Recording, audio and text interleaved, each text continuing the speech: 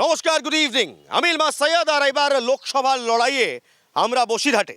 এই বসিরহাট নিয়ে অত্যন্ত আলোচনা রয়েছে। এই বসিরহাট নিয়ে নারী সুরক্ষার আলোচনা রয়েছে। এই বসিরহাট নিয়ে শিল্প নিয়ে আলোচনা রয়েছে। এই বসিরহাটের ভবিষ্যৎ কী হবে তা নিয়ে আলোচনা রয়েছে। আর তাই নিয়ে আজ আমাদের বক্তারা এখানে রয়েছেন লোকসভার লড়াইয়ের ভোট ওয়েভে। আর একই সঙ্গে দেখছেন সমস্ত দলের যারা সাপোর্টার তারাও রয়েছে। আজ আমাদের আলোচ্য বিষয় বসিরহাট লোকসভায় ফ্যাক্টর কি, সন্দেশখালি কতটা প্রভাব পড়বে, নারী সুরক্ষা কতটা রয়েছে এই রাজ্যে, শিল্প, বেকারত্ব, এগুলো আমজনতার স্বার্থে হলো নাকি বিপথে গেল। আর সার্বিকভাবে আমজনতার জন্য গত 10 বছরে কেন্দ্রীয় সরকার কি করেছে এবং গত 15 বছর, প্রায় 15 বছরে রাজ্য সরকারই বা কী করেছে। আজ এই নিয়ে আলোচনা হবে। আসুন আমাদের বক্তাদের সঙ্গে আলাপ করে নিই। তৃণমূল কংগ্রেসের পক্ষ থেকে কৌশিক দত্ত, বসিরহাট সাংগঠনিক জেলা তৃণমূল কংগ্রেস শ্রমিক সংগঠনের সভাপতি। নমস্কার। কংগ্রেসের পক্ষ থেকে রয়েছেন আব্দুল কাদের সর্দার, পিসিসি মেম্বার।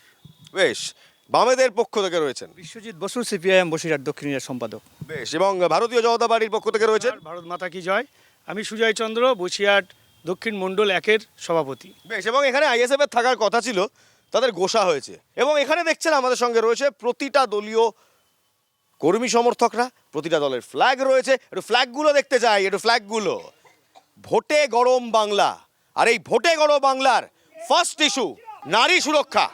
নারী সুরক্ষা কতটা রয়েছে? সন্দেশখালির ঘটনা একটা অনভিপ্রেত ঘটনা, একটা বিচ্ছিন্ন ঘটনা। এবং সন্দেশখালিতে যারা সত্যিই কিছু অনভিপ্রেত ঘটনা ঘটেছিল তারা শাস্তি পেয়েছে। রাজ্য সরকার রাজধর্ম পালন করেছেন। দুর্নীতি এবং নারী নির্যাতনের প্রশ্নে মামাটি মানুষ সরকার জিরো টলারেন্স নীতি নিয়েছেন। জিরো টলারেন্স নীতি নিয়েছে দুর্নীতি এবং নারী সুরক্ষায়। তৃণমূল কংগ্রেসের সরকার জিরো টলারেন্স নীতি নিয়েছে, মানছেন? পুরোটাই নাটক। আমরা সেই দিনে বুঝেছিলাম পশ্চিমবঙ্গের নারীরা সুরক্ষিত নয়, যেদিন পার্ক স্ট্রিটে সুজেট জর্ডেন ধর্ষণ হওয়ার পরে যেদিন রাজ্যের মহিলা মুখ্যমন্ত্রী বলেছিলেন পুরোটা সাজানো ঘটনা। তারপরে দেখেছিলাম কান্দুনি, সেখান থেকে সারা বাংলা ঘুরতে ঘুরতে আজকে সন্দেশখালি নিয়ে চেঁচাচ্ছে বিজেপি। আমরা মনে করি আজকে তৃণমূল এবং বিজেপি টাকার এপিট এবং ওপিট। টাকার এপিট এবং ওপিট। বামেরা কি বলছে? সন্দেশখালিতে তো জমির লড়াই, বামেরা ক্যাপসাইজ করতে পারলো না। এই জমির লড়াই নিয়ে আপনারা ক্ষমতা এলেন, 34 বছর শাসন করলেন, সন্দেশখালিতে কি হলো? জমির লড়াইয়ে বামপন্থীরা পশ্চিমবাংলায় যে পথ দেখিয়েছিল গোটা ভারতবর্ষের সামনে, আজকে তৃণমূল ক্ষমতায় আসার পর সেই জমি দখল করে নিয়ে জমিদার যোদ্ধাদের প্রতিনিধিত্ব করেছে এরা। আর এই শেখ শাহজাহানরা সেই গরিব মানুষের জমি দখল করে নিয়েছে। নিরাপদ সর্দাররা তারা বিধানসভাতে দাঁড়িয়ে দৃষ্টি আকর্ষণ করেছে, বারে বারে লড়াই করেছে, বামপন্থীরা বলেছেন। কিন্তু এই রাজ্যের মুখ্যমন্ত্রী, রাজ্যের সরকার একে একেবারে গরিব মানুষের বিরুদ্ধে গিয়ে এই যে যারা তোলাবাজি করেছে, জমি দখল করেছে, সে তাদের পক্ষে কাজ করেছে। এরকম গোটা সন্দেশখালি জুড়ে, বসিরহাট জুড়ে, গোটা পশ্চিমবাংলা। আপনারা জমির লড়াই বলা হয় সিপিএম এর ঘরের লড়াই। সিপিএম এই জমির লড়াই দিকে যে মনে আছে আপনাদের, জমি লাঙল যার জমি তার, এই স্লোগানে আপনারা ক্ষমতায় এলেন। সন্দেশখালি তো বেসিক্যালি জমির লড়াই। কোথায় আপনারা পাট্টা দিলেন? আপনারা সেই জমি গেল, আপনারাই নেই, বিজেপি ওখানে লড়লো। বামপন্থীরাই লড়াই করেছে, নাহলে বামপন্থীরা লড়াই না করলে নিরাপদ সর্দার 17 দিন জেল কাটে না। বামপন্থীরা সেখানে দাঁড়িয়ে লড়াই করেছে, বামপন্থীরা সন্দেশখালিতে দাঁড়িয়ে সমস্ত বাধা অতিক্রম করে সেখানে মিটিং করেছে, মানুষের কাছে গিয়েছে। আর নিরাপদ সর্দারকে তাকে জেল কাটিয়েছে তৃণমূল কংগ্রেস। তাহলে বামপন্থীরা যদি না থাকে তাহলে নিরাপদ সর্দারকে কেন জেলে আক্রান্ত হতে? আচ্ছা, বেশ বেশ বেশ বেশ বেশ। সবাই বলছে যে আপনারা, অর্থাৎ ভারতীয় জনতা পার্টি, বিরোধীরা বলছে সন্দেশখালি পুরোটাই আপনাদের কাছে ভোটের এবং রাজনৈতিক লড়াই। কারণ রেখা পাত্রকে প্রার্থী দেওয়া। রেখা পাত্র এমন একজন মহিলা, উনি হচ্ছেন শক্তি স্বরূপা, মা দুর্গার প্রতিনিধি হিসেবে এসছেন। এইরকম নির্যাতিতা উনি সন্দেশখালিতে এরকম রেখাপাত্র হাজারে ঘরে ঘরে আছে। যেখানে তৃণমূল আছে সেখানে এরকম রেখাপাত্ররা আছে। এখানে হয়তো সন্দেশখালি রেখাপাত্ররা সামনে এসছেন, কিন্তু আমাদের বসিরহাটে গলিতে গলিতে যেখানে তৃণমূল নেতারা আছে সেখানে রেখাপাত্রও আছে। আজকে আপনারা যদি দেখেন সারা ভারতবর্ষ জুড়ে যেখানে উন্নয়নের ঢেউ বইছে, সেখানে পশ্চিমবঙ্গে স্পিড ব্রেকার আমাদের মমতা ব্যানার্জি আছেন, যেখানে মানে উনি হচ্ছে লোগো, মানে স্টিকার। আমি একটা ছোট্ট প্রশ্ন করবো আপনাকে, কিছু মনে করবেন না, বলুন। বিলকিস বানো তিনি শক্তি স্বরূপা নন? একদম বিলকিস বানু, ওটা সুপ্রিম কোর্টের আইনে এবং রায়ে যেটা এসছে সেটাই। এখানেও তার ধর্ষকদের ছেড়ে দিলেন। একদম ছাড়া হয়নি তাদেরকে, কি বলছেন? একদম ছাড়া হয়নি। ঠিক হলো না ব্যাপারটা? না না, আপনি এখানে না না না না, ছেড়ে তো ছিলেন আজাদি কা অমৃত মহোৎসবে, তারপর সুপ্রিম কোর্ট বললো আবার গোড়াতে ঢোকাতে হবে। আমরা সবসময় আইনের ঊর্ধ্বে যাই না, ভারতীয় জনতা পার্টি কোনোদিন আইনের ঊর্ধ্বে নেই। যখনই বিলকিস বানুর ব্যাপারটা এসছে, আমরা যেন 3 তালাকটাও যেরকম মহিলা মুসলিম মহিলাদের জন্য করেছি, সেই রকম বিলকিস বানুর জন্য সুপ্রিম কোর্ট যে ন্যায় ধার্য করেছে সেটার জন্য আমরা আছি, এটার জন্য না। কিন্তু সন্দেশখালী ইস্যু আমি বলবো যে পশ্চিমবঙ্গে যেখান থেকে তৃণমূল এসছে, এই প্রতিটা মায়েরা অত্যাচারিত, এবং সেইটা 1000 টাকার ঘুষ দিয়ে। বেশ, মানলেন জবে থেকে আপনারা এসছেন মায়েরা অত্যাচারিত। ন্যাশনাল ক্রাইম রেকর্ড ব্যুরো বলে একটা সংস্থা আছেন, কেন্দ্রীয় সংস্থা। ও বাবা, সেটা নিয়ে তো আবার অন্য গল্প আছে, আপনারা নাকি পাঠানি না তথ্য। ন্যাশনাল ক্রাইম রেকর্ড ব্যুরো বলছে নারী ক্ষমতায়ন এবং উন্নয়নের প্রশ্নে পশ্চিমবঙ্গ সরকার সারা ভারতবর্ষের মধ্যে একটা দৃষ্টান্ত স্থাপন করেছে, এবং পশ্চিমবঙ্গে নারী নির্যাতন কম উত্তরপ্রদেশ, হরিয়ানা, রাজস্থান, গুজরাটের তুলনায়। এটা কি ওই রিপোর্ট পাঠান না বলে কম? ন্যাশনাল ক্রাইম রেকর্ড ব্যুরো তারা তো কেন্দ্রীয় সংস্থা, তারাই বলছেন যে পশ্চিমবঙ্গে নারী নির্যাতন কম হয়। আচ্ছা, তাহলে কেন্দ্রীয়, তাহলে কি আমি আসবো, তাহলে কি কেন্দ্রীয় রিপোর্ট ভুল বলছে? নারী নির্যাতন এখানে তো এফআইআরই করতে দেওয়া হয় না। এখানে যে সমস্ত নারী নির্যাতন হয়, এই যে কিছুদিন আগে পঞ্চায়েত ইলেকশন হয়ে গেলো বা মিউনিসিপ্যালিটি ইলেকশন, ওখানে উনি প্রতিনিধি আছেন, উনি জিতেছেন, কিভাবে জিতেছেন এখানকার সারা বসি জানে। একটা সকাল 7টার সময় ভোট বন্ধ করে দিয়েছে, একটা মানুষকে ভোট দিতে দেয়নি, বিরোধী প্রার্থীদেরকে জেলে ঢুকিয়ে দিয়েছে। এখানে পুলিশ এফআইআর নেয় না, কোনো এখানেও নেয় না, একদম নেয় না। এবং কোনো অত্যাচারিত মহিলা গেলে তাকে বলে শাহজাহানের সাথে দেখা করতে, শিবু হাজরার সাথে। বিজেপি শাসিত স্টেটসে, বিজেপি শাসিত এখানে, সেখানে অন্যায়ের প্রতিবাদ হয়, সেখানে কিন্তু নারী সুরক্ষা রয়েছে। সেখানে যারা ক্রিমিনাল তারা জেলে। আচ্ছা বেশ, আপনার মনে আছে ওই প্রিয়াঙ্কা গান্ধী এবং রাহুল গান্ধী বসে পড়েছিলেন, একেবারে রাস্তায় বসে পড়েছিলেন, কারণ হাত তাসে জিতে দেওয়া হয়নি। তো সেখানে প্রতিবাদ, মানে সেখানে নারীদের ন্যায় হয় আর বাংলায় নারীদের ন্যায় হয় না। আমি তো আগেই বলেছি, এই বিজেপি এবং তৃণমূল টাকার এপিট এবং ওপিট, এরা বাংলায় নারীদের নির্যাতন করে, আর ওরা উত্তরপ্রদেশ এবং মণিপুরে যেখানে আমার মায়েরা সেখানে ধর্ষিত হয়, সেখানে মায়েদের পুড়িয়ে মারা হয়। এরা টাকার এপিট ওপিট এবং দুজন একই দোষে দুষ্ট। আমরা ওই ক্রাইম রিপোর্টের কথা ভাবি না। আজকে ভোট এসেছে, আজকে তৃণমূলের বন্ধুরা বলছে বিজেপির হাত থেকে বাঁচতে গেলে প্রত্যেক মুসলিমদের ভোট দিতে হবে, বিজেপির হাত থেকে বাঁচতে গেলে। আজকে প্রত্যেক নারীর কাছে তারা যাচ্ছে ভোট চাইতে, অথচ আমরা ক্রাইম রিপোর্টের কথা ভাবি না। আমরা দেখেছি আমার মুসলিম মায়েরা সেবার যেদিন পঞ্চায়েত নির্বাচনে সেদিন নমিনেশন দিতে এসেছিল হিজাবটা পরে, এই তৃণমূলরা তাদের হিজাবটাকে এক ঝটকায় খুলে ফেলে দিয়ে, রাস্তায় ফেলে দিয়ে, তার বুকের উপরে চড়ে বসে তাকে সেখান থেকে তাড়িয়ে দিয়েছিল। তারাই আবার তা বলছে বিজেপিকে হাত থেকে রক্ষা করতে গেলে, বাংলা নারীদের রক্ষা করতে গেলে। কি দাদা ঠিক বলছে? এরকম করলেন নাকি আপনারা? ওনাদের প্রশ্নের জবাব দেওয়ার কিছু নেই। আমি এসব করলেন? মণিপুরের ঘটনা সারা ভারতবর্ষ দেখেছে, এবং সন্দেশখালীর ঘটনা কিন্তু কোনো প্রমাণ সেইভাবে দেখাতে পারেননি। কিছু মহিলাকে না না, এটা একটু খারাপ হয়ে গেল ব্যাপারটা। উন্নাও সারা ভারতবর্ষ জুড়ে নারীরা নির্যাতিত হয়েছে, এবং আপনার সঙ্গে একমত, বিলকিস বানুর তারা যারা ধর্ষক ছিলেন তাদেরকে ছেড়ে দেওয়া হয়েছে 16ই আগস্ট। এবং তো আমার একটা জিনিস খুব খারাপ লাগলো, আমি ইলমাস সৈয়দ, আমি একেবারে একটা কথা বলছি, মজহব नहीं सिखाता आपस में बैर रखना, হিন্দি है हम वतन है हिंदुस्तान हमारा। এই ভারতের নামে হিন্দু মুসলমান, এক্ষুনি আমাদের দুজন প্রবক্তার মুখে উঠে এলো, উনিও বললেন ট্রিপল তালাক, মুসলমান মহিলা, হিন্দু মহিলা, এইটা আপনারা কিভাবে দেখছেন? এখনো কি আপনাদের কাছে religion is poison, opium of the মাসেস? আমরা মনে করি এই যে বিজেপি এবং তৃণমূল, এরা উভয়ই মানুষের রুটি রুজি দাবিকে সরিয়ে রেখে ভারতবর্ষের সংবিধানটাকে ধ্বংস করার চেষ্টা করছে, এবং মানুষকে ধর্মের ভিত্তিতে ভাগ করে দিয়ে ভোটটাকে করতে চাইছে। মানুষের রুটি রুজি, জীবন জীবিকা, যেগুলো মানুষের দৈনন্দিন চাহিদা। বসিরহাটে ধর্মের ভিত্তিতে ভাগ হচ্ছে। বসিরহাটের ক্ষেত্রে ওরা এই ঘটনা ঘটাতে চাইছে, কারণ আমরা এই তৃণমূল সরকার আসার পরে বিজেপি এবং তৃণমূল বসিরহাটের বুকে যে ঘটনা ঘটিয়েছে, যা পশ্চিমবাংলা এবং বসিরহাটের মানুষ কোনোদিন ভাবেনি। কিরকম কি হয়েছে? 17 সালে দাঁড়িয়ে বসিরহাটের বুকে যে দাঙ্গা তৈরি করা হয়, দাঙ্গা ঘটনা হয়েছে, যা বসিরহাটের মানুষ ভাবতে পারেনি। এবং সেই দাঙ্গায় আমরা বসিরহাটের মানুষের অভিজ্ঞতা, এটা first time in Paschimbanga, Basirhat. সেইখানে দাঁড়িয়ে তৃণমূল কংগ্রেস, পশ্চিমবঙ্গে এরকম হয়েছে আগে, মানে নারী নির্যাতন এরকম আগে হয়েছে? নারী নির্যাতনে তাপসী মালিকটা আপনারা ভুলে গেছেন। তাপসী মালিকের ঘটনা তো সাজানো ঘটনা, তার বাবা বলছে। দেবু মালিকের ঘটনা তো শুনেছেন। আর নোয়াখালীটা ভুলে গেছেন। নোয়াখালীর ঘটনা থেকে শুরু করছে, ঘটনাগুলো আসছে সাজানো ঘটনাটা পরিষ্কার হচ্ছে আমাদের সামনে। আমরা বলিনি আজকে, যারা ঘটনাগুলো বলেছেন, আজকে নন্দীগ্রামের ঘটনা থেকে শুরু করে, সিঙ্গুর থেকে ঘটনাগুলো শুরু করে, আজকে সিঙ্গুরটাও সাজানো 100 বারই মমতা বন্দ্যোপাধ্যায়। একটা জিনিস বলুন, আপনি একটা জিনিস, মানে যেহেতু এখন শুভেন্দু অধিকারী আপনাদের দলে, সিঙ্গুর যদি হতো, সত্যি যদি কারখানাটা হতো, কয়েকটা বাঙালি ছেলেপিলের পেটের ভাত জুটবে, এটা তো মানবেন? হ্যাঁ হ্যাঁ? আজকে দেখুন মানবেন তো? একদম ওখানে যদি কারখানা হতো আমাদের পশ্চিমবঙ্গের বেকারত্ব দূর হতো, কিন্তু কথা হচ্ছে সেই কারখানা গেল কোথায়? সেই কারখানা গেল বিজেপি শাসিত গুজরাটে। আজকে ইউপিতে নয়ডাতে যান, আর আজকে রাজস্থানে যান, আজকে যদি আপনি গুজরাটে যান, প্রতিটা জায়গায় যেখানে আমরা দেখি বিভিন্ন টিভি এবং টিভির চ্যানেলগুলোতে যে আমরা আমেরিকা ইংল্যান্ডে এরকম পরিবেশ থাকে, সেইগুলো পরিবেশ আমরা ঠিক বলছেন, কিন্তু আপনি মানছেন যে যদি সিঙ্গুরে কারখানা হতো, একটা বাঙালি ছেলেপিলের কর্মসংস্থান হতো, ঠিক তো? মানছেন তো? একদম, একদম। সেদিন রাজনাথ সিং কি করছিলেন? রাজনাথ সিং সেই সময় এনডিএর একটা জোট ছিল মমতা ব্যানার্জির সাথে, তো সেই সময় একটা বাধ্যবাধকতা ইস্যুতে উনি এসেছিলেন, কিন্তু পরবর্তীকালে শুভেন্দু অধিকারী? শুভেন্দু অধিকারী কি?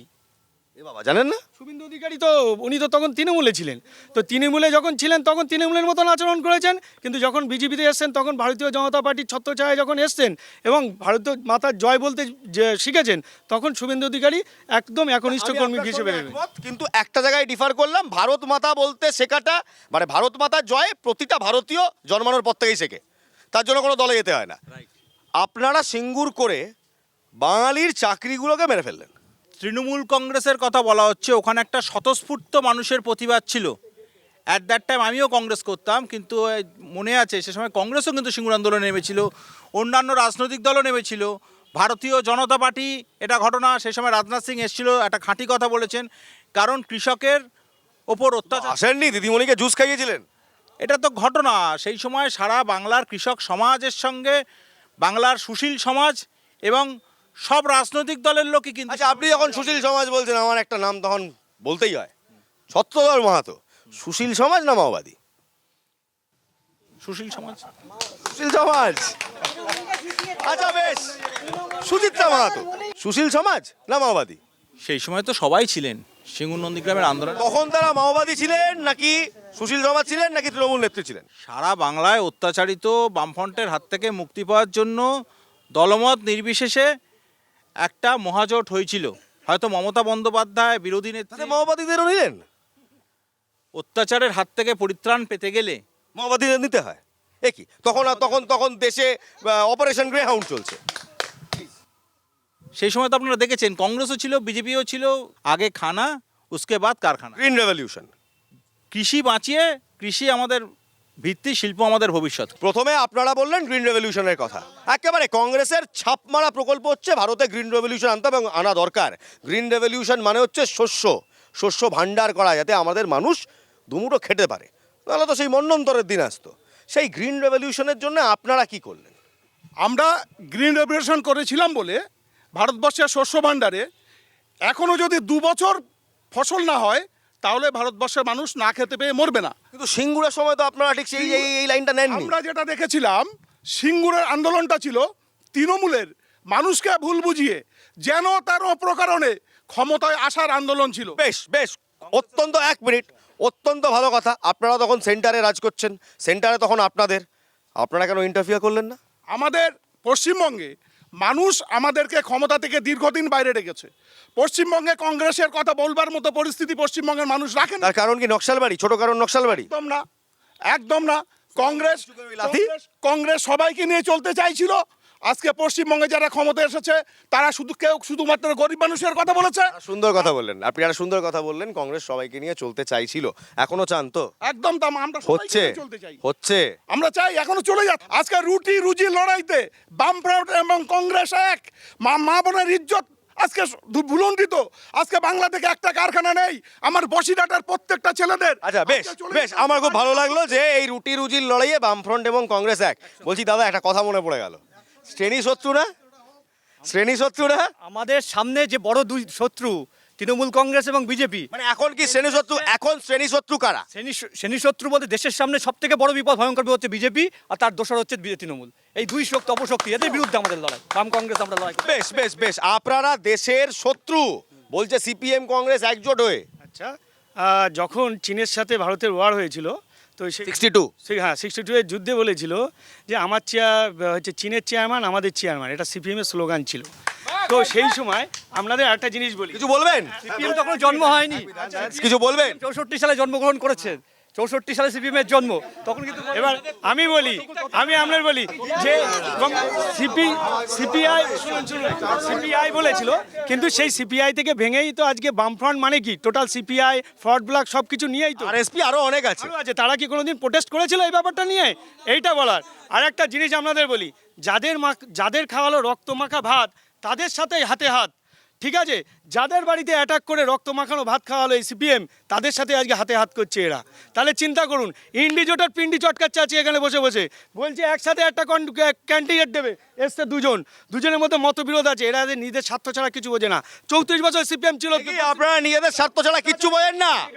আমরাই শুধুমাত্র একটাই দল যারা নিজেদের স্বার্থ নয় সারা ভারতবর্ষের মানুষের জন্য লড়াই করে। আজকে আমরা বুঝেছি, আজকে দেশটাকে লুটে পুটে খাচ্ছে বিজেপি, রাজ্যটাকে লুটে পুটে খাচ্ছে তৃণমূল। আজকে বিজেপি এবং তৃণমূলের হাত থেকে মানুষকে রক্ষা করবার জন্য আজকে বামফ্রন্ট এবং কংগ্রেস ইন্ডিজোটে একসঙ্গে একত্রিতভাবে তারা লড়াই করতে বাধ্য হচ্ছে। তা না হলে আজকে বসিরহাটের মানুষকে এক মুঠো ভাতের জন্য, মানে বেসিক্যালি উনি যেটা বলছেন সেটা হচ্ছে এক ডালে দুটো ফুল, বিজেপি ও তৃণমূল। আমরা যখন ক্ষমতায় এসেছিলাম পশ্চিমবঙ্গে, তখন তো কংগ্রেস আমাদের সঙ্গেই ছিল। এবং দেখুন, সিপিএম অনেক কথা শিল্পের কথা বলছে। পশ্চিমবঙ্গে লকআউটটা বলছে না। 55,000 কলকারখানা বন্ধ করে 1 কোটি বেকার রেখে 2,03,000 কোটি ঋণের বোঝা চাপিয়ে, বাংলার মানুষের মাথায় 2,03,000 কোটি ঋণের বোঝা চাপিয়ে বাংলার শিল্পাঞ্চলকে শ্মশানে পরিণত করে সিপিএম এখান থেকে বিদায় নিচ্ছে চিরতরের মতন। সুতরাং সিপিএমের মুখে শিল্পের গল্প মানুষ শুনতে চাইছে না। বেশ বেশ বেশ বেশ বেশ বক্তাদের ওপেনিং স্টেটমেন্টস তো শুনলাম। আমাদের সঙ্গে আমাদের যারা একদম মাঠে নেমে রাজনীতি করে, সাপোর্টার বলুন, রাজনৈতিক কর্মী বলুন, তারাও রয়েছে। তাদের বক্তব্য শুনবো। আমার সঙ্গে আমার দুই সহকর্মী রয়েছে, বিক্রান্ত রয়েছে এবং রক্তিমা রয়েছে। বিক্রান্ত এবং রক্তিমা, অবশ্যই বামেদের কাছে আগে যাব যে তারা যে লোকসভার যে লড়াই, অর্থাৎ তাদের যে রুটি রুজির যে লড়াই এবং নারী নির্যাতন, এই বিষয়টা নিয়ে তারা কি বলছে। দেখুন, তৃণমূলের প্রতিনিধি এখানে বলা শুরু করলেন যে সন্দেশখালীর ঘটনাটা বিচ্ছিন্ন ঘটনা, কিন্তু সন্দেশখালীর ঘটনাটা যে কার্যত তোলাবাড়ির একজন নিদর্শন। আমাদের রাজ্যের মুখ্যমন্ত্রী 75-25-এর যে গল্প দিয়েছেন, সেই গল্প তৃণমূলের প্রত্যেকটা স্তরের নেতারা মেনে চলে এবং তার যে কাটমানির যে পয়সা সেটা কালীঘাটে যায়। সুতরাং এই সন্দেশখালী কোনো বিচ্ছিন্ন ঘটনা নয়। এই সন্দেশখালী আমাদের রাজ্যের সর্বত্র ছড়িয়ে আছে। একেবারে সরাসরি কালীঘাটে অবধি অভিযোগ যাচ্ছে যে সন্দেশখালীর ঘটনা এবং সেখানে কাটমানির ঘটনা কালীঘাটে যায়। কি বলবেন? দেখুন, আমাদের এখানে কাটমানির কোনো গল্প নেই, বিরোধীদের কোনো এজেন্ডা নেই, বিরোধীদের বলার কিছু নেই। 2014, 2019 এবং 2019 এই যে সালগুলো গিয়েছে, সেখানে ভারতবর্ষের অর্থনীতি দেখলে একদম তলানিতে ঠেকেছে। ভারতের অর্থনীতি বলে কোনো কিছু নেই, বেকারত্বের হার বেশি। আর বিজেপির তো দুই ভাই, মোদি মানে সিবিআই আর ইডিআই মানে ইডি, এই নিয়েই এই এজেন্সি রাজ নিয়েই বিজেপির রাজনীতি করছে। এদের হাতে কোনো হাতিয়ার নেই। এখানে কংগ্রেসের প্রতিনিধিরাও রয়েছেন। তৃণমূলের বক্তব্য, সন্দেশখালীতে যারা দুষ্কৃতী ছিল তাদেরকে অ্যারেস্ট করা হয়েছে। এখানেই কি শেষ? জমিগুলো কেন দখল হলো? রাজ্য সরকার খোঁজ নিল না আগে? তৃণমূলের ভাইরা যেটা বলছেন, সন্দেশখালীর ঘটনায় ওদেরকে অ্যারেস্ট করা হয়েছে, কিন্তু প্রথম থেকেই দেখেছি পশ্চিমবঙ্গের বিধানসভায় দাঁড়িয়ে রাজ্যের মুখ্যমন্ত্রী মমতা বন্দ্যোপাধ্যায় শাহজাহানের মতো দুশ্চরিত্র মানুষকে সার্টিফিকেট দিয়েছে, তাকে ভালো বলেছেন। এটা অত্যন্ত দুর্ভাগ্যজনক। এবং পরবর্তী ক্ষেত্রে সারা ভারতবর্ষ এবং আমরা দেখেছি এমনকি ব্রিটেনের পার্লামেন্টের সামনেও যখন বিক্ষোভ হয়েছে, তারপরে এক প্রকার বাধ্য হয়ে পশ্চিমবঙ্গের পুলিশ শাহজাহানকে বা শিবু বা তাদের সাগরেদকে অ্যারেস্ট করতে বাধ্য হয়েছে। এইরকম একটা পরিস্থিতি নারী নির্যাতনের ক্ষেত্রে আমরা দেখেছি যে তৃণমূল যেমন বিজেপি তেমন। আপনারা কি বলবেন, সন্দেশখালীর ঘটনা কি সামান্য ঘটনা? এটা ছাড়া কি আপনাদের কাছে কোনো হাতিয়ার নেই? অবশ্যই অবশ্যই হাতিয়ার আছে, হাতিয়ার কেন থাকবে না? কিন্তু সন্দেশখালী ঘটনাটাকে অস্বীকার করা কোনো মতেই চলবে না। ওরা টিএমসির প্রতিনিধিরা বলছেন যে সন্দেশখালী ঘটনায় যারা নির্যাতিত, যারা অপরাধী, তারা গ্রেপ্তার হয়েছে। কিন্তু কতদিন পরে গ্রেপ্তার হয়েছে? কার এফআইআরে গ্রেপ্তার হয়েছে? শিবু হাজরা কার এফআইআরে গ্রেপ্তার হয়েছে? আজকে কিন্তু তাকে আমরা প্রার্থী করেছি, তার এফআইআর না হওয়া পর্যন্ত কিন্তু গ্রেপ্তার হতো না। সন্দেশখালী ঘটনা কোনো বিচ্ছিন্ন ঘটনা নয়। শাহবানু কেসে কি হয়েছিল? শাহবানু যখন নিজের স্বামীর দ্বারা অত্যাচারিত হওয়ার পরে সুপ্রিম কোর্টে গেলেন, সুপ্রিম কোর্ট অর্ডার দিল যে তাকে মানে তার স্বামীকে তার খোরপোশ দিতে হবে। তখন এই কংগ্রেস গভর্নমেন্ট কি করলো? সম্পূর্ণ অর্ডিন্যান্স এনে সুপ্রিম কোর্টে সেই রায়কে খারিজ করে একটা বিরুদ্ধে গিয়ে একটা অর্ডিন্যান্স পাস করে বললো যে না, এখানে কোনো খোরপোশ দিতে হবে না। আসল কথা হচ্ছে সম্পূর্ণরূপে একটা তোষণের একটা প্রতিযোগিতা লেগেছে। সিপিএম তোষণ করবে, কংগ্রেস তোষণ করবে, না টিএমসি তোষণ করবে, কে জিতবে এই লড়াই ওরা নেমেছে। এই যে আমরা দেখে যাচ্ছি যে পরপর দুর্নীতির পর দুর্নীতি, এবং সেই দুর্নীতি হচ্ছে, টাকা উদ্ধার হচ্ছে, গ্রেফতার হচ্ছে, কিন্তু উন্নয়ন, মানুষের রুটি রুজির কথা কোথায়? বাংলার উন্নয়নে বাংলা সারা দেশের মধ্যে যে উন্নয়ন হয়েছে সেখানে বাংলায় প্রথম বলে আমি মনে করি, কারণ বাংলা ভারতবর্ষের মধ্যে একজন মহিলা মুখ্যমন্ত্রী যার নাম মমতা বন্দ্যোপাধ্যায়, এবং এখানে লক্ষ্মীর ভাণ্ডার থেকে শুরু করে স্বাস্থ্যসাথী থেকে শুরু করে যে প্রকল্পগুলো আছে 67টি প্রকল্প আছে, তার মধ্যে সেন্ট্রালি তার রায় দিয়েছে, বাংলা 1 নম্বরে আছে এবং ইউনেস্কো হেরিটেজের এতে সেখানে বিশ্ববন্দিত হয়েছে অনেকগুলি প্রকল্প, সারা দেশ সেখানে দেখছে এবং মমতা বন্দ্যোপাধ্যায়কে সেখানে আমন্ত্রিত করা হচ্ছে, এখানে সবাই দেখছে, এটা প্রমাণিত। 500 টাকার প্রকল্পে খুশি? 500টা হাজার হয়েছে বটে, বেড়েছে 500, আরো 500 বেড়েছে, খুশি? চাকরি নেই, 500 টাকার প্রকল্পে খুশি? আমরা বলতে চাই মানুষকে চাকরি দিতে হবে। এই যে তৃণমূল চাকরি বিক্রি করেছে লক্ষ লক্ষ টাকায়, 20 লক্ষ, 15 লক্ষ, 25 লক্ষ, এবং প্রমাণিত রাজ্যের মন্ত্রী, শিক্ষামন্ত্রী জেলে, টোটাল শিক্ষা আধিকারিকরা আজকে জেলে, রাজ্যে চাকরি নেই, রাজ্য থেকে হাজার হাজার লক্ষ লক্ষ পরিযায়ী শ্রমিক ভিন রাজ্যে কাজ করতে যাচ্ছে। আমি এই জায়গাটা থেকে ইলমাজের কাছে চলে যাব। ইলমাজ, একেবারে দেখুন আমরা যখন দেখুন জিনিস হলো খুব সহজ মিডিয়ার ওপর আঙুল তুলে দেওয়া। আপনি বললেন বিজেপির কোনো নেতা বিলকিস বানোকে ফেলিসিটেট করেনি, বসিরহাট নির্যাতিতদের নিয়ে লড়াই। আপনি বললেন মিডিয়া মিথ্যাচার করছে। মিডিয়া মিথ্যাচার করে না, মিডিয়া প্রমাণ ছাড়া কথা বলে না। দেখুন গুজরাতের এমপি বিজেপি এমপি স্টেজে বসে আছে বিলকিস বানোর রেপিস্টদের সঙ্গে, ন্যাশনাল নিউজ। এটা ভুল। যখন দেখুন না। সেন্ট্রাল পার্টি জেনেছে, আরে আপনি আগে দেখুন, আপনি আগে একটা আপনি প্রশ্ন বলুন, দিন। সেন্ট্রাল পার্টি যখন তাদেরকে রীতিমতন স্যাক করেছে পার্টি থেকে। আরে এক ঠিক সেকেন্ড আছে স্যার, এটা দেখুন। এটা আপনি শাহবানু নিয়ে বলুন, যে শাহবানু আপনি আগে আজকে বলুন এটা দীর্ঘদিন কি? ধরে আজকে শাহবানু ঘরে অত্যাচার হয়েছে, কি? সেই কংগ্রেস কি করেছে? এটা কি? আজকে সেই শাহবানু নিজের ঘরে নির্যাতিত, আরে এটা কি? সেই শাহবানুকে নিয়ে কি করেছে? এরা শাহবানুকে নিয়ে কোনো কথা বলবে না, এরা শাহবানু নিয়ে কোনো কথা বলবে না। কেন বলবে না? ব্যাপারটা হলো, ধন্যবাদ বক্তিবা, ধন্যবাদ। আপনাদের রাজত্বে দেখলাম গৌরী লঙ্কেশকে একদম গুলি করে মারা হলো তার বাড়ির সামনে। আপনি যে এই যে বললেন যে মিডিয়া মিথ্যাচার করছেন, কোন ভিত্তিতে বললেন? গৌরী লঙ্কেশের সাথে ভারতীয় জনতা পার্টির কোনো সম্পর্ক নেই। না, নেই তো, সে তো জানি। সেখানে আপনি প্রসঙ্গটা কেন তুলছেন? গৌরী লঙ্কেশ উনি বিজেপি রুল স্টেটে খুন হলো, তাই বিজেপি রুল স্টেটে খুন হলে তাহলে তো কেরালাতে আমাদের আরএসএস এর প্রচুর কর্মী খুন হয়েছে। তাহলে আমাদের প্রশ্ন করুন, এবং কেরালাতে সেটা তাহলে কি হয়েছে? কেরালা 34 বছর যখন পশ্চিমবঙ্গে ছিল, তখন বিরোধীদের ঘর বাড়ি পুরনো থেকে আজকে সিপিএম এর ঠিক সেকেন্ড পর্ব চলছে। আপনার মনে হয় না কোথাও বিজেপি কোনো প্রশ্ন করলেই তারা টিট ফর ট্যাটে চলে যায়? টিট ফর ট্যাট, চোখে আঙুল দিয়ে আপনি প্রমাণ দেখাবেন, তারা মানবে না। আমরা বিজেপি তো কোনো তথ্যের ধারে না, এরা আবেগের রাজনীতি করে, মানুষকে বিভ্রান্ত করে। এরা তথ্য মানে না, যুক্তি মানে না, এরা যুক্তির বিরুদ্ধে, এরা ধর্মের রাজনীতি করে। মানুষ আপনারা করেন না? আমরা এর বিরুদ্ধে। আমরা কেরালাতে যেভাবে আরএসএস কর্মীরা খুন হচ্ছে, কি বলবেন? আমরা বলছি যে ঘটনা ঘটানো হচ্ছে, চক্রান্ত করে ওখানে যে ঘটনা ঘটানো, তার বিরুদ্ধে স্টেপ নেওয়া হচ্ছে। মানে কেরালাতে যে আরএসএস কর্মীরা খুন হচ্ছে, কারা খুন করছে? তার বিরুদ্ধে যারা ঘটনা ঘটাচ্ছে, যে কোনো ঘটনা হচ্ছে চক্রান্ত করে, সেখানে দাঁড়িয়ে তার বিরুদ্ধে স্টেপ নেওয়া হচ্ছে। সেখানে আইন শৃঙ্খলা জারি আছে, সেখানকার সরকার তার বিরুদ্ধে পদক্ষেপ গ্রহণ করছে। মানলেন? আমি কেরালাতে একটা জিনিস জানতে চাই, আজকে সামনে লোকসভা ভোট, তো সেখানে হচ্ছে ইন্ডিজোটে দেখা যাচ্ছে কংগ্রেস এবং সিপিএম তারা আলাদাভাবে কেরালাতে লড়ছে। তাদের একটা রিকোয়েস্ট ছিল সেখানে রাহুল গান্ধী যাতে না দেয় ওয়ার্নার থেকে। আজকে সেখানে রাহুল গান্ধীরা আছে। আজকে এনাদের স্ট্যাটাসটা বলুন, ইন্ডিজোটের বর্তমান পরিস্থিতি, যেখানে কেরালা আর হচ্ছে কেরালাতে যখন ইন্ডিজোট পিন্ডি চটকাচ্ছে। ইন্ডিকেটর পিন্ডি চটকাচ্ছে?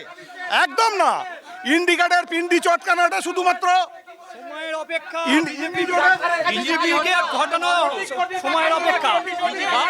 ইন্ডিজোট নেই, কেরালা থেকে ইন্ডিজোট হয়নি। ভারতবর্ষে বিজেপির বড় পরিবর্তন সময়ের অপেক্ষা। গোটা ভারতবর্ষের মানুষ ইন্ডিজোটের পিন্ডি চটকানোর জন্য যেটুকু দায়িত্ব নিয়েছে সেটা তৃণমূল, এবং সেটা বিজেপির থেকে তাদের যে পূর্ণ বন্ধুত্ব, পূর্ণ সখ্যতা, সেই সখ্যতা বজায় রাখার জন্য এবং ভাইপো যাতে জেলে না ঢোকে সেইটা বজায়। সেটিং চলছে। ইডি সিবিআই দিয়ে তৃণমূল কংগ্রেসের নেতাদের ওপর যে হেনস্থা করার চেষ্টা হচ্ছে, আপনারা দেখছেন পশ্চিমবঙ্গে তৃণমূল কংগ্রেসের নেতাদের বাড়ি বেছে বেছে ইডি সিবিআই দিয়ে লাগিয়ে দেওয়া হচ্ছে। এবং আপনারা জানেন আমাদের কেন্দ্রীয় বঞ্চনা 29,229 কোটি টাকা এনআরএস দিয়ে টাকা রাজ্য সরকার পায়, 24,275 কোটি টাকা প্রধানমন্ত্রী আবাস যোজনার পায়, 2,841 কোটি টাকা প্রধানমন্ত্রী গ্রাম সড়ক যোজনার পায়, 15 ফিনান্সের টাকা পায়, যে কোনো দুর্যোগের ডিজাস্টারের টাকা পায়, ন্যাশনাল হেলথ মিশনের টাকা পায়। আপনারা ইউটিলাইজেশন সার্টিফিকেটটা দিয়ে দিন। আমাদের যথেষ্ট দেওয়া আছে, পর্যবেক্ষক দল এসছে, সামান্য 0.022%। খুব ভালো পয়েন্ট। পর্যবেক্ষক দল এলো, এতগুলো সেন্ট্রাল টিম পাঠালেন। সত্যি আপনারা বলছেন তৃণমূল কংগ্রেস চুরি করছে, তাই আবাসের টাকা দেবো না, মানরেগার টাকা দেবো না, এই টাকা দেবো না, ওই টাকা দেবো না, মানলাম চুরি করছে। কেন্দ্রীয় কমিটি এলো, তাদের রিপোর্টগুলো কোথায়? কেন্দ্রীয় কমিটির রিপোর্ট 550-র ওপর কেন্দ্রীয় কমিটি এসছে। কেন্দ্রীয় কমিটির রিপোর্ট আজকে প্রমাণিত হয়েছে বলেই। আরে রিপোর্টটা কোথায় দেখতে চাইছি তো। আরে রিপোর্টটা পাবলিশড হবে, আজ না হোক কাল হবে, কিন্তু আজকে এটা প্রসেসের মধ্যে চলছে। আজকে আমি আপনাকে বলি, এটা কি ঠিক হলো? আমি আপনাকে বলি প্র্যাকটিক্যাল যিনি আজকে যদি এই বসিরহাট মিউনিসিপ্যালিটিতে আপনি যদি দেখেন 1000 ঘর পেয়েছে, ওখানে 1000 যারা ঘর পেয়েছে তাদের কাছ থেকে কিভাবে পরিমাণ টাকা লুটেছে এই তৃণমূলের নেতারা, আপনারা খবর নিয়ে দেখুন। আচ্ছা, এটা আমি বেশ, বলবো না, বেশ। এখানে আমার সাথে সিপিএম কংগ্রেসের ভাইরাও একমত হবে যে ওরা কিভাবে প্রধানমন্ত্রী আবাস যোজনা। আমরাও তো আপনাদের সাথে একমত। আমাদের প্রশ্ন হচ্ছে এক মিনিট আমাদের প্রশ্ন হচ্ছে রিপোর্টটা দিলেই তো চুকে যায়, রিপোর্ট দিলেই তো সব চুকে যায়। রিপোর্ট তো হবে, রিপোর্ট তো সবসময় একটা প্রসেসের মাধ্যমে চলে। আরে দাদা আর কবে হবে?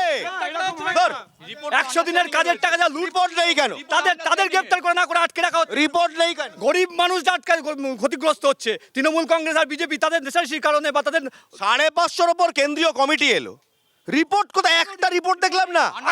ক্ষতিগ্রস্ত হচ্ছে না গরিব মানুষের কাজের টাকা, 100 দিনের কাজের টাকা আটকে যাচ্ছে। আচ্ছা রিপোর্টগুলো কোথায়? না তৃণমূল না বিজেপি, তারা কোনো সিস্টেম মানে না, তারা শুধুমাত্র ক্ষমতায় থাকার জন্য সবকিছু করতে পারে। আজকে দুটো দল আজকে দুর্নীতি চরম শিখরে পৌঁছে গেছে। আচ্ছা রিপোর্টটা কি সেটিং এ উড়ে গেল নাকি রিপোর্ট নেই? আপনি শুনে রাখুন, জব কার্ড নিয়ে সবচেয়ে বেশি দুর্নীতি হয়েছে বিজেপি শাসিত উত্তরপ্রদেশের মধ্যে। ঠিক। সেখানের ক্ষেত্রে এনআরইজি এর টাকা কিন্তু আটকানো হয়নি। অর্থাৎ যেখানে ডাবল ইঞ্জিন রাজ্য, সেখানে ভারতীয় জনতা পার্টি কিন্তু সেখানে কোনো বিমাতৃসুলভ ভালো আচরণ বলেছেন তো। সত্যি উত্তরপ্রদেশে কি হলো? এত ভুয়ো জব কার্ড মানরেগা তো আটকালো না। ওখানে রীতিমতন রিপোর্ট এবং সেখানকার রাজ্য সরকার প্রতিনিয়ত সহযোগিতা করেছে এবং যারা এই ক্রিমিনাল অ্যাফেন্সে জড়িত তাদেরকে রীতিমতন টাকা আটকালেন না কেন? করেছে এবং সেখানে চলছে তাদের যে সমস্ত রিপোর্ট এসেছে সেই টাকা আটকালো বাংলায় কেন? আমরা বলছি নাটক চলছে, এটা দুর্নীতি হয়েছে, দুর্নীতির বিরুদ্ধে যদি ব্যবস্থা নিতেন বিজেপি গভর্নমেন্ট তাহলে তারা জেলে থাকতো আজকে। তৃণমূল তাহলে এই বাংলায় টাকা আটকালো, উত্তরপ্রদেশে আটকালো না। বিজেপি কি বাংলা বিরোধী? শুধুমাত্র বাংলার মানুষকে বোঝানোর জন্য যে বিজেপি তৃণমূলের বিরুদ্ধে এটা বোঝানোর জন্য এখানে আসল ভোট তো কংগ্রেস মুসলিম এবং হিন্দু ভোট, আসল ভোট তো হিন্দু মুসলিম ভোট। আজকে বিজেপিদের মানুষ বিশ্বাস করছে না। আচ্ছা বেশ, বাংলার টাকা কেন আটকালো, উত্তরপ্রদেশের কেন নয়? এরা কি বাংলা বিরোধী নাকি? অবশ্যই বাংলার মানুষের সঙ্গে বঞ্চনা করা হয়েছে। আফটার বিধানচন্দ্র রায়, জওয়াহরলাল নেহরু মরে যাওয়ার পর কেন্দ্রে কংগ্রেসও বঞ্চনা করে। আচ্ছা বেশ বলুন কি হয়েছে? ওরা বলছে কেলেঙ্কারি, জ্যোতিবাবুর আমলে ল্যাম্প কেলেঙ্কারি, মাটি কেলেঙ্কারি, বানতলায় কিছু হবে না। প্রধানমন্ত্রী কে হবে? বিতর্ক আছে, নরেন্দ্র মোদী কোটা খেয়েছে, কে হবে?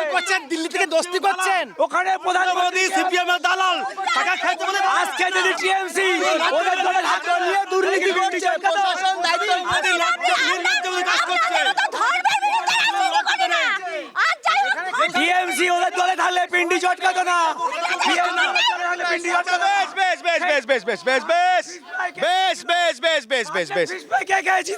কাটলেট ফিশ ফ্রাই কে খেয়েছিল? বেশ বলুন, কাটলেট ফিশ ফ্রাই কে পেয়েছিল?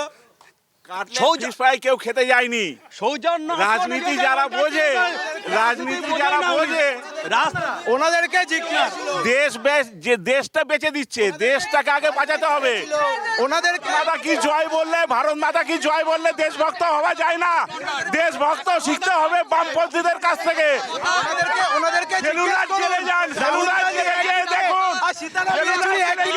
আর মাঝখানে মমতা ব্যানার্জি, একদিকে সীতারাম, একদিকে বেশ আচ্ছা সংগ্রামীর ইতিহাস, বামপন্থীদের ইতিহাস, স্বাধীনতা সংগ্রামী। বসিরহাটে নারী সুরক্ষা প্রধান ইস্যু, সন্দেশখালী প্রধান ইস্যু। এখানেই গত 5 বছরে আপনাদের যে এমপি ছিলেন নুসরাত জাহান, সিনেমা দেখেছেন নুসরাতের? দেখেছি অনেক বছর আগে, দু একটা। নুসরাতকে সচক্ষে বসিরহাটে কবার দেখেছেন? আমরা বহুবার দেখেছি। তো পার্টির লোকজন দেখেছে, আমজনতা দেখেছে। আর নুসরত জাহান চ্যাপ্টার ক্লোজড, তিনি তো প্রার্থী হননি, তাকে বিদায় চ্যাপ্টার ক্লোজড। একটা কথা বলুন, নুসরাত জাহান সন্দেশখালির পর একবারও এলেন না, নাকি পার্টি ভরসা রাখতে পারলো না? নুসরত জাহান একজন সেলিব্রিটি, সেই অর্থে পলিটিক্যাল এলিমেন্ট নন। পার্টি নুসরত জাহানকে পাঠাননি, সে আমাদের নেতৃত্ব তো গেছিলেন। আপনি ঠিক বলেছেন, নুসরাত জাহান সেলিব্রিটি, দেব অধিকারী মানে দীপক অধিকারী সেলিব্রিটি। একাধিকবার দেখেছি লোকসভায় দাঁড়িয়ে ঘাটাল মাস্টার প্ল্যান নিয়ে সরব হতে। সত্যি ঘাটালের দরকার ঘাটাল মাস্টার প্ল্যান, সরব হতে। কিন্তু নুসরাত জাহান পলিটিক্যালি ম্যাচিওর, দীপক অধিকারী মোর mature political element. Mimi Chakraborty পর্যন্ত সওয়াল করলেন। যারা সেভাবে পার্লামেন্টে তাদের নিজের সংসদীয় এলাকার জন্য সওয়াল করেননি, তাদেরকে তো দল প্রার্থী করেন। আনলেন কেন ইন দ্য ফার্স্ট প্লেস? প্রার্থী ছিল না? প্রার্থী প্রচুর ছিল, কিন্তু শেষ পর্যন্ত উন্নয়নের পক্ষেই মানুষ ভোট দিয়েছিল, উন্নয়নের পক্ষে জিতেছিলেন। আসলে তৃণমূলের এখানে মোটামুটি প্রার্থী যিনি হবেন তিনিই জিতবেন, কারণ তৃণমূলের যেই প্রার্থী হবে সেই জিতবে, তাই না, তৃণমূল নুসরত জাহানকে প্রার্থী করেছিল পার্টিতে চাঁদা নেওয়ার জন্যে এবং নুসরত জাহানের গ্ল্যামারকে কাজে লাগিয়ে বসিরহাটের মানুষকে বোকা বানিয়ে এখান থেকে একটা এমপি সিট নেওয়ার জন্যে। পরবর্তীতে আমরা দেখেছি নুসরত জাহানের সঙ্গে যাদের যাদের দেখা হয়েছে শুধুমাত্র কাটমানি পৌঁছে দেওয়ার জন্য নুসরত জাহান বসিরহাট থেকে কাটমানি নিয়ে কলকাতায় পৌঁছে দেওয়ার জন্য বসিরহাটে আসতেন। যাদের কাছ থেকে কাটমানি পেতেন শুধুমাত্র তাদের সঙ্গে দেখা হতো। কি বলবেন? সম্পূর্ণ সর্বৈব মিথ্যা অভিযোগ। নুসরত জাহান যথেষ্ট পাবলিক মিটিং করেছেন, বিভিন্ন প্রকল্পের উদ্বোধনে এসছেন, কিন্তু পার্টি তাকে মনে করেছে তাই দেখেছেন পাবলিক মিটিং এ নুসরত জাহানকে? নুসরত জাহানকে বসিরহাটের মানুষ টিকটকে দেখেছে, মানুষ সচক্ষে দেখতে পাননি। টিকটক করতে দেখেছেন, টিকটক এমপি হিসেবে পরিচিত, মানুষের চোখের সামনে তাদের দেখাননি, কোনো মন্দির সংসদেও দেখা যায়নি, বসিরহাটের মাটিতেও দেখা যায়নি। তাই মানলেন? আমি একটা কথা বলি যে এই যে আমাদের আগের যে এমপি ছিলেন টিকটক এমপি নুসরত জাহান, ওনার কাছে আমাদের একটা দাবি নিয়ে গিয়েছিলাম, রাজনৈতিকভাবে না, একজন মায়ের ছেলে অসুস্থ, তিনি তখন অভিনয়তে ব্যস্ত, তিনি টোটালি আমাদের সাথে দেখা করলেন না। উনি জানেন না আমরা বিজেপির পক্ষ থেকে এসেছি কি কোথা থেকে এসেছি, আমরা গিয়েছিলাম তার শুশ্রূষার জন্য, কিন্তু তিনি সময় দিতে পারেননি। কিন্তু এই টিকটক কি বলবেন সময় দিতে পারেননি? একজন মায়ের কাছে গিয়ে মায়ের দাবি নিয়ে গিয়েছিল, সময় দিতে পারেননি। নুসরত জাহান তো সাধারণ পলিটিক্যাল এলিমেন্ট ছিলেন, একজন সেলিব্রিটি ছিলেন, তার নিজস্ব একটা প্রফেশনাল ওয়ার্ল্ড ছিল। কিন্তু তিনি যখন সাংসদ, তার নিজের কনস্টিটুয়েন্সির কেউ যদি তার কাছে হেল্পের জন্য যায়, তিনি সময় দেবেন না? আর বারবার নুসরত জাহান প্রশ্ন আসছে, কারণ নুসরত জাহান চ্যাপ্টার ক্লোজ, নুসরত জাহান তো পার্টি প্রার্থী করেনি। ক্লোজ, কিন্তু ওই যে একটা কথা আছে, what you do in the past haunts you in the present. আপনি কাল যা করবেন আজ এসে আপনার তাড়না দেবে। বর্তমান যিনি প্রার্থী হচ্ছেন তার কথা বলুন, তিনি গ্রহণযোগ্য প্রার্থী, তাকে প্রার্থী করতে। আপনাদের বর্তমান প্রার্থী কে? শেখ হাজি নুরুল ইসলাম। শেখ হাজি নুরুল ইসলাম একদম স্বচ্ছ, একদম ট্রান্সপারেন্ট ক্যান্ডিডেট। 2009 থেকে 14 সাল পর্যন্ত তিনি যখন বিপর্যয় হয়েছিল, প্রাকৃতিক বিপর্যয়, সিপিএম পিরিয়ডেও তিনি হিঙ্গলগঞ্জ, সন্দেশখালী, প্রান্তিক, তপশিলি, জাতি উপজাতি সম্প্রদায়ের মানুষের পাশে ছিলেন। তিনি বহু জায়গায় তার উন্নয়ন করেছেন, এমনকি হিন্দু মন্দিরেও প্রচুর তিনি দান করেছেন। একটা কথা বলুন তো, হাজি নুরুল ইসলাম তিনি একেবারে স্বচ্ছ? একদম নয়। যদি স্বচ্ছ হতেন তাহলে 14 সালে তাকে জঙ্গিপুরি যে লড়াই করতে হতো না। আর যদি স্বচ্ছ হতেন তাহলে চৌমাথার বুকে ওই তৃণমূলের লোকেরা তাকে জুতোর বাড়ি মেরেছিল আমাদের সকলের চোখে। এ কি বলে? হয়েছিল নাকি? সামান্য অসন্তোষকে বড় করে দেখানোর চেষ্টা করে, গোষ্ঠীদ্বন্দ্ব। সে তো শাসক দল ক্ষমতায় থাকলে টুকটাক মতপার্থক্য হতে পারে, সেটা সামান্য ঘটনা ছিল, যেটা কোনো অনেক বেশি তিল পরিমাণ ঘটনাকে তাল করে দেখানোর চেষ্টা করে। আচ্ছা বেশ, সামান্য ঘটনা। আমার দুই সহকর্মী বিক্রান্ত এবং রক্তিমা রয়েছে। সামান্য ঘটনা, হাজি নুরুল ইসলাম এখানকার যিনি প্রার্থী তৃণমূল কংগ্রেসের, তিনি কতটা গ্রহণযোগ্য? আজকের দিনে আমরা তৃণমূল কংগ্রেসকে প্রশ্ন করতে চাই যে আপনারা যখন 2014 সালে 2019 সালে মাফ করবেন 2019 সালে যখন আপনারা নুসরত জাহানকে প্রার্থী করলেন, জেতালেন, মানুষ জেতালো, সব ঠিক আছে, তাহলে আজকে আমাদের তৃণমূল কংগ্রেসের নেতা বলছে যে চ্যাপ্টার ক্লোজড, তাহলে মানুষের স্বার্থের চ্যাপ্টারও কি সেখানে ক্লোজ? একদমই এই জায়গাটা থেকেই যারা তৃণমূল কর্মীরা রয়েছেন তাদের কাছে আসবো। আপনাদের কর্মীরা বলেছেন নুসরাতের ক্ষেত্রে চ্যাপ্টার ক্লোজড, নতুন প্রার্থী এসেছে, তাহলে সেক্ষেত্রে তার চ্যাপ্টারও তো ক্লোজ হয়ে যেতে পারে 5 বছর পর, আপনারা কি করবেন?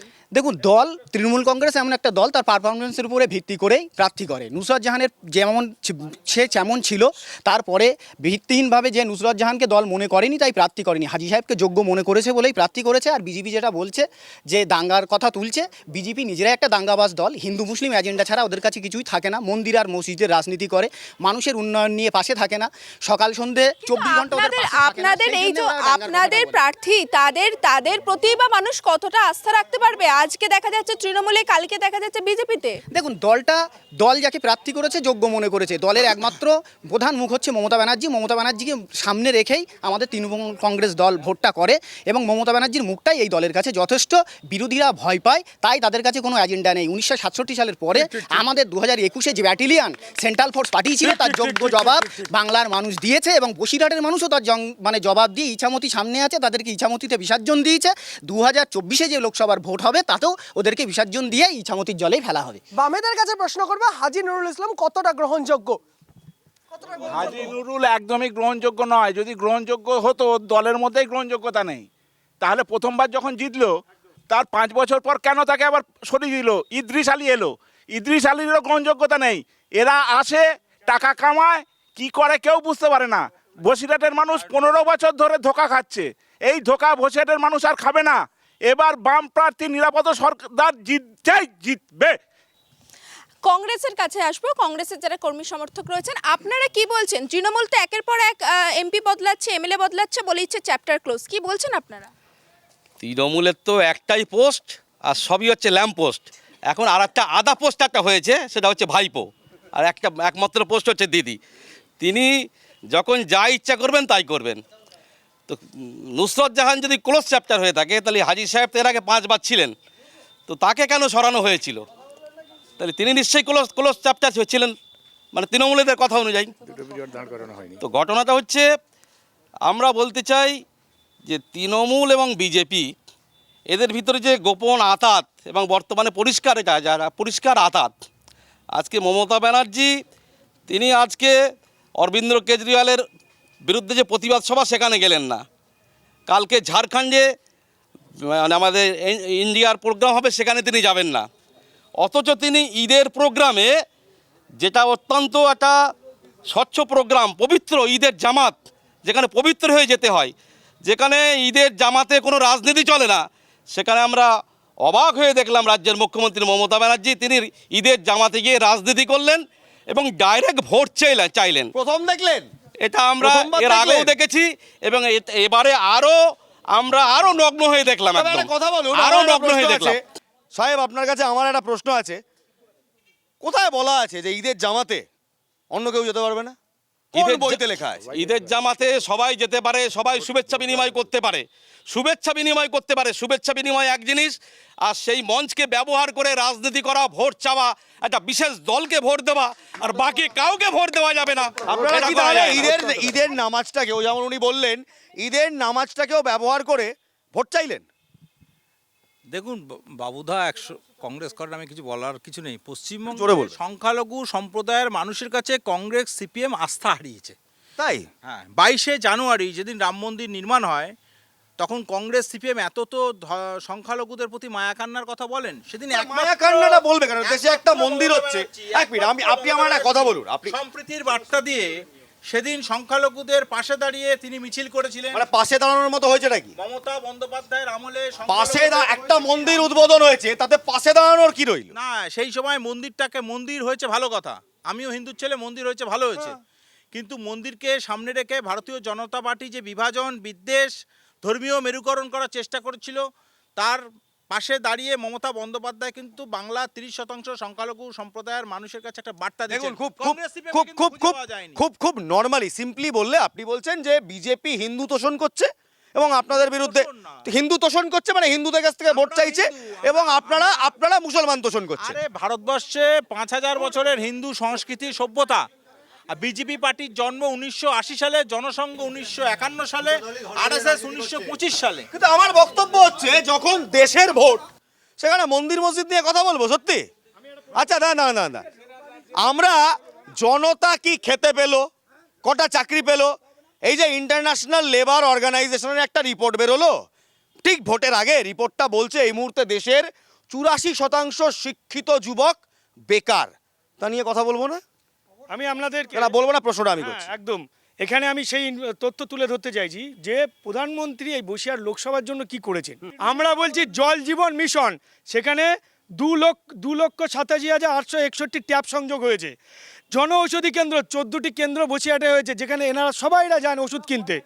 স্বচ্ছ ভারত মিশন 1,49,101 টয়লেট হয়েছে। প্রধানমন্ত্রী উজ্জ্বলা যোজনা 1,42,718 হয়েছে। প্রধানমন্ত্রী সৌভাগ্য যোজনা 100% মোট সংযোগ। প্রধানমন্ত্রী গরিব কল্যাণ যোজনা, প্রধানমন্ত্রী আবাস যোজনা, প্রধানমন্ত্রী গ্রাম সড়ক যোজনা, প্রধানমন্ত্রী স্বনিধি যোজনা, মৃত্তিকা স্বাস্থ্য কার্ড, প্রধানমন্ত্রী জনধন যোজনা, ই শ্রম, দীনদয়াল অন্তোদয় যোজনা, শ্রমযোগী মন্ধন, জাতীয় সামাজিক সহায়তা কর্মসূচি, জাতীয় শিক্ষা। এগুলো কি শুধুমাত্র হিন্দুরা পেয়েছে? এগুলো কি শুধুমাত্র হিন্দুরা পেয়েছে? সর্বধর্ম বর্ণ নির্বিশেষে সবাই পেয়েছে। সেটাই তো হওয়া উচিত। পেয়েছে। তাহলে বিজেপি এবার এখানে এক মিনিট।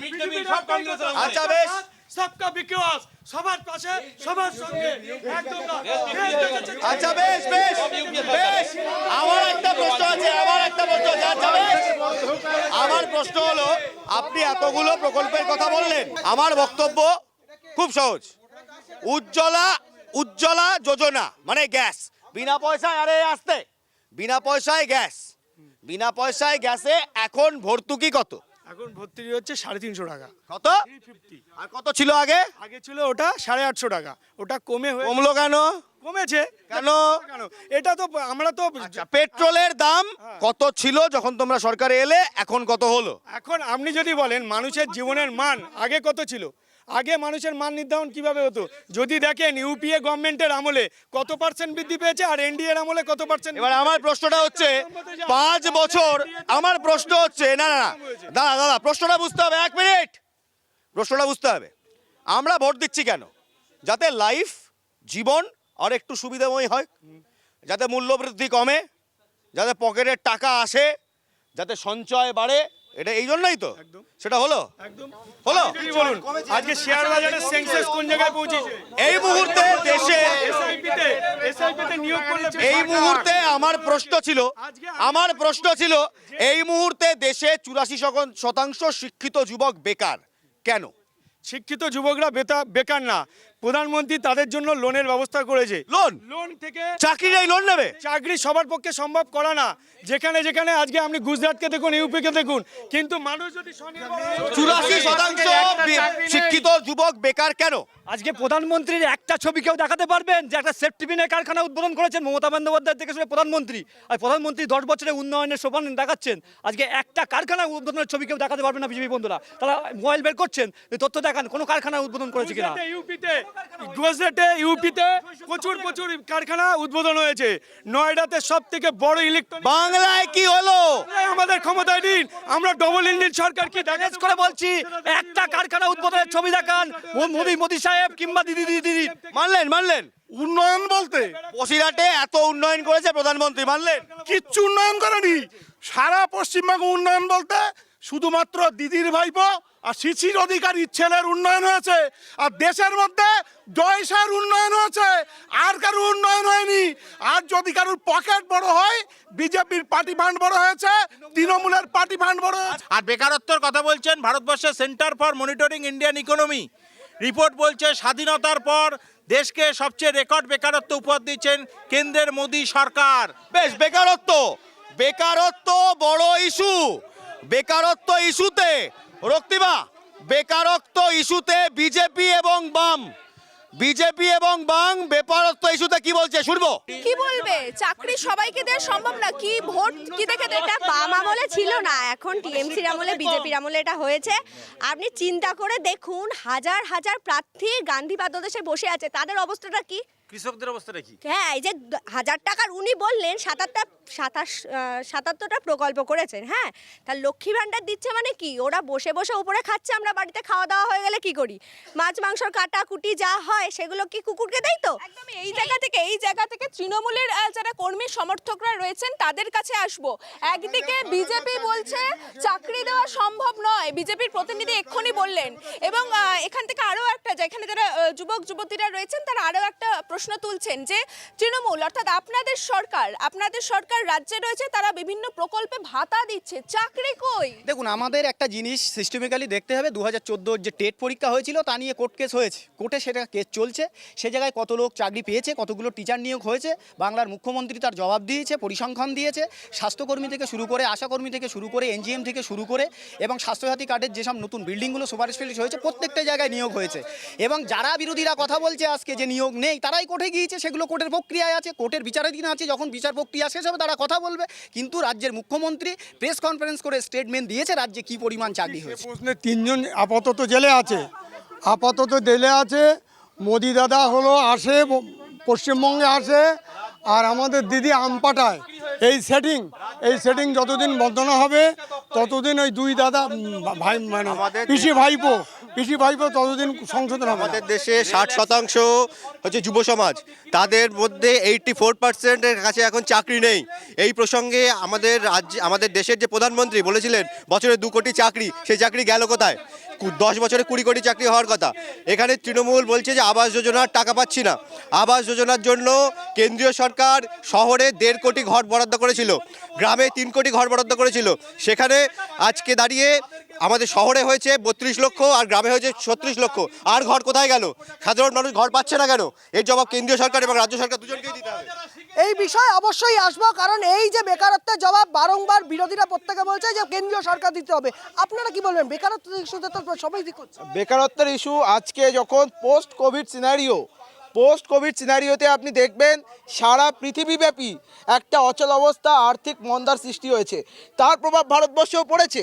আমাদের দেশেও কিছু অর্থনৈতিক সংকট, কিছু আর্থিক অচল অবস্থা দেখা দিয়েছে। কিন্তু এর পরবর্তীতেও আমরা দেখব আমরা আগে বাঁচবো না আগে আমরা চাকরি করব। যে মুহূর্তে এন্টায়ার বিরোধী দলেরা যখন বলছে যে মোদী সরকার স্বাস্থ্য, খাদ্য, বাসস্থান এর জন্য কি করেছে, আজকে আপনাকে মনে রাখতে হবে যে মুহূর্তে কোভিডের মতো মহামারী হলো, এই তৃণমূল নেতাদের রক্তেও কিন্তু বইছে সেই ভারতের প্রধানমন্ত্রীর ফ্রি অফ কস্ট দেওয়া কোভিড ভ্যাকসিন। মানুষ বাঁচবে না মানুষ মরবে, এটাই তো আমার প্রশ্ন। আমার প্রশ্ন হচ্ছে, মন্দির মসজিদ নিয়ে অনেক রাজনীতি দেখলাম, দুর্নীতি, কে খেয়েছে, কত খেয়েছে, এই নিয়ে বঞ্চনা নিয়ে অনেক রাজনীতি দেখলাম। কিন্তু আম জনতার পেটের ভাতের কথা কে বলছে? আম জনতা আপনাদের ভোট কেন দেবে? আগামী 5 বছরে কি করবেন? দেখুন, যুক্তরাষ্ট্রীয় পরিকাঠামোয় ভারতবর্ষ একটা দেশ, তার একটা অঙ্গরাজ্য হচ্ছে পশ্চিমবাংলা। রাজ্য সরকারের অনেক সীমাবদ্ধতা আছে, বিপুল ঋণের বোঝা নিয়ে এসছে। তবুও মমতা বন্দ্যোপাধ্যায়ের সরকার গরিব মানুষের সাথে, গরিব মধ্যবিত্তের স্বার্থে লক্ষ্মীর ভাণ্ডার থেকে শুরু করে, স্বাস্থ্যসাথী থেকে শুরু করে, কন্যাশ্রী প্রকল্প 87 লক্ষ কন্যাশ্রী দিয়েছে। 2 কোটি 15 লক্ষ মহিলাদের লক্ষ্মীর ভাণ্ডার দেওয়া হচ্ছে। এবং আপনারা জানেন 17 লক্ষ 50 ইন্ডাস্ট্রি কটা করলেন? ইন্ডাস্ট্রি বেঙ্গল বিজনেস সামিট হচ্ছে, 7 বছর ধরে হচ্ছে, এলোটা কি? সেখানেও বুঝতে হবে 2014 সালের পরে ভারতবর্ষে যে গভর্নমেন্টে এসছে তারা বড় বড় ইন্ডাস্ট্রিয়ালিস্টদের, এন্টারপ্রেনারদের এখানে আসতে দিচ্ছে না। তা সত্ত্বেও তারা মমতা বন্দ্যোপাধ্যায়ের আন্তরিকতায় শিল্পবান্ধব পরিবেশ পশ্চিমবঙ্গে আছে বলে তারা কিন্তু ডেস্টিনেশন বেঙ্গল বেছে নিচ্ছে। আপনারা তো বলেছিলেন ডবল চাকরি হবে, ডবল চাকরি হয়েছে? চাকরি হয়েছে। এবং আপনারা শুনুন, ডাবল ইঞ্জিন রাজ্য হরিয়ানা, সেখানে ভারতবর্ষের রেকর্ড বেকারত্ব। তো আমরা বলছি না, centre for monitoring Indian economy বলছে, এটা কেন্দ্রীয় সংস্থা। সবচেয়ে বেশি বেকারত্ব হরিয়ানাতে। হরিয়ানা কি বিজেপি শাসিত স্টেট। আপনারা বলছেন এখানে বাংলার জন্য আপনারা অনেক কিছু করেছেন, কিন্তু তারপর আপনারা যখন ইন্ডাস্ট্রি নিয়ে কথা বলা হচ্ছে তখন আপনারা বলছেন আমাদের তো সরকার নেই। মানুষ এই লোকসভায় আপনাদের ভোট দেবে কেন? আমি আজকে আপনাদের একটা কথা বলে ধরি যে এখানে পশ্চিমবঙ্গে এই তৃণমূল যদি জেতে, লালকেল্লায় 15 আগস্টে মোদি হচ্ছে ফ্ল্যাগটা তুলবে, ভারতের পতাকাটা তুলবে। এখানে কিন্তু তৃণমূল জিতলেও করবে না, আমি আপনাদেরকে বলে দিচ্ছি। অর্থাৎ বিজেপি এখানে জিতবে। আরে আমি একটা কথা জিজ্ঞেস করবো, আপনাকে জিজ্ঞেস করলাম কেন আপনার প্রার্থীকে ভোট দেবে, আপনি বললেন যদি তৃণমূল এ রাজ্যে জেতে। আমি বলছি অলরেডি হেরে গেছেন। না, একদম না। আমরা এই জন্যই বলছি যে, আরে ভাই বলতে দাও, একটু শান্ত থাকো। আজকে যদি ভারতবর্ষের সব জায়গায় দেখা হয়, যদি গরিব, বাসস্থান সব জায়গায় আজকে নরেন্দ্র মোদী যেভাবে গরিবদের সম্মানের জন্য এগিয়ে এসেছেন, আজকে কৃষকরা 6,000 টাকা করে 6 মাস অন্তর টাকা পান। তাদের কি বলছেন? বলো বলো বলো বলো। আচ্ছা, এরা যেভাবে বলার চেষ্টা করছে মানুষের অন্ন বস্ত্র বাসস্থানের ব্যবস্থা করেছে, কার্যত লুট করেছে। কর্পোরেট প্রশ্ন কি ছিল? কিভাবে দেবে? কিভাবে দেবেন? অন্ন বস্ত্র আমাদের এই 10 বছরে রীতিমতো সবার জন্য। আজকে প্রধানমন্ত্রী গরিব কল্যাণ যোজনার কিভাবে, সেটাই তো প্রশ্ন। সেটাই তো বলছি, রেশনের মাধ্যমে এখনো পেয়ে যাচ্ছে। আর সেই টাকা লুট করে জ্যোতিপ্রিয় মল্লিক আজকে হসপিটালে আছে। জ্যোতিপ্রিয় মল্লিক সেই ধান চাল লুট করে আজকে গরিব। প্রশ্ন শুনুন, প্রশ্ন শুনুন। মোদিজি বলেছিলেন আচ্ছে বিজেপি জিতলে আচ্ছে দিন আয়েগা।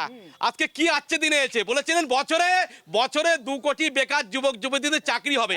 তাহলে 10 বছরে 20 কোটি চাকরি হওয়ার কথা ছিল, কোথায় গেল? বেশ 2 কোটি চাকরি কোথায় গেল? আপনি আমাকে প্রশ্ন করেছেন, এবার শোনার ধৈর্য রাখতে হবে। আপনি শুনুন, এই যে বলতে দেবে না। বলুন। আগে তো আমি আপনাকে বলি, প্রধানমন্ত্রী মুদ্রা যোজনার মাধ্যমে প্রতিটা মানুষের জন্য যারা বেকার আছে তাদের জন্য ঋণের ব্যবস্থা করেছে। সেই ঋণের মাধ্যমে প্রতিটা সহযোগী সব জায়গায় মানুষ আজকে স্বাবলম্বী হয়ে উঠেছে।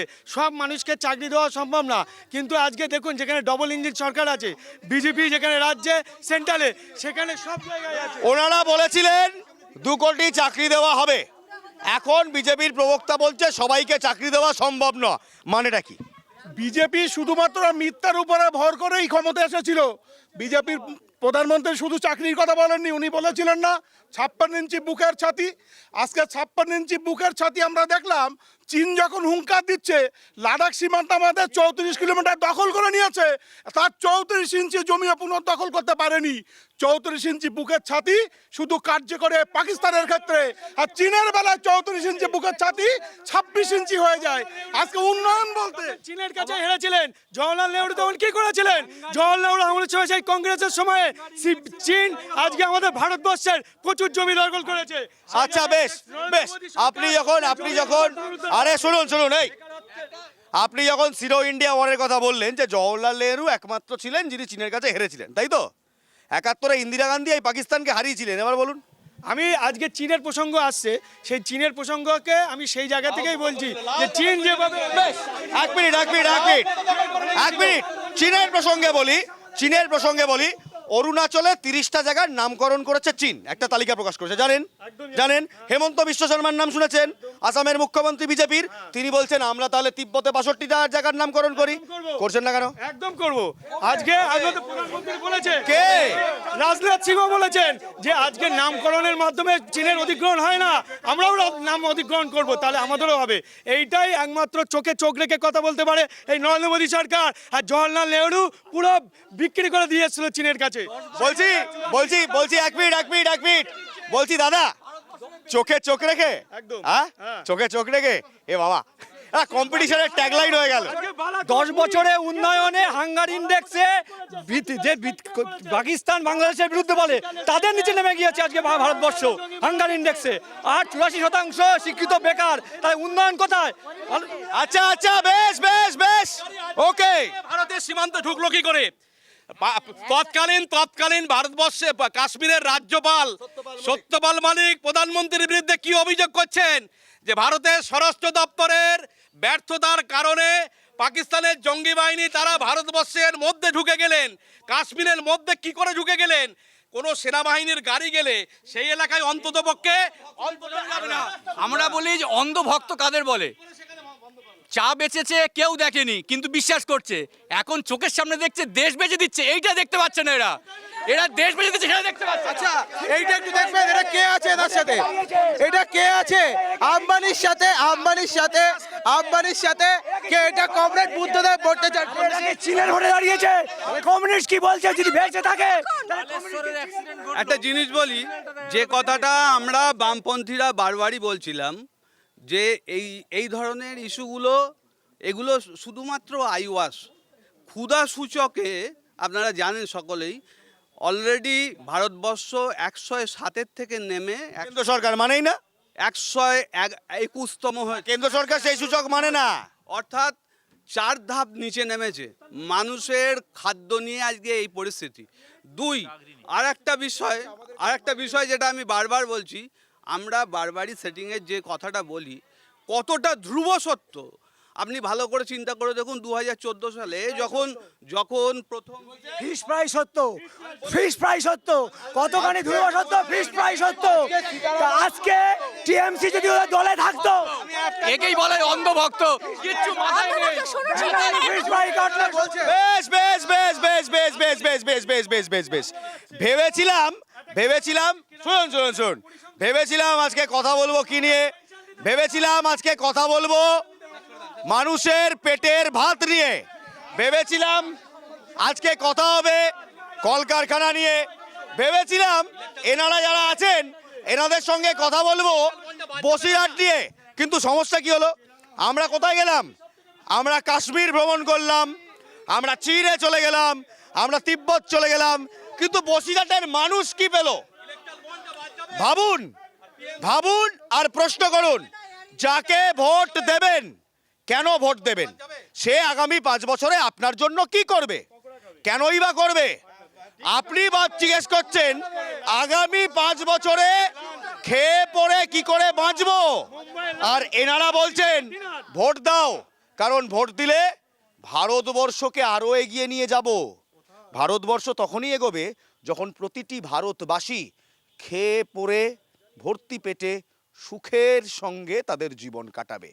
ভারত তখনই বাঁচবে যখন ভারতবাসী বাঁচবে। আর এই ভারতবাসীর পেটের কথার জন্য ইস্যু তৈরি করছে কে? আজ এই পর্যন্তই, দেখা হবে আগামীকাল ঠিক সন্ধ্যে 7টায় লোকসভার লড়াইয়ে।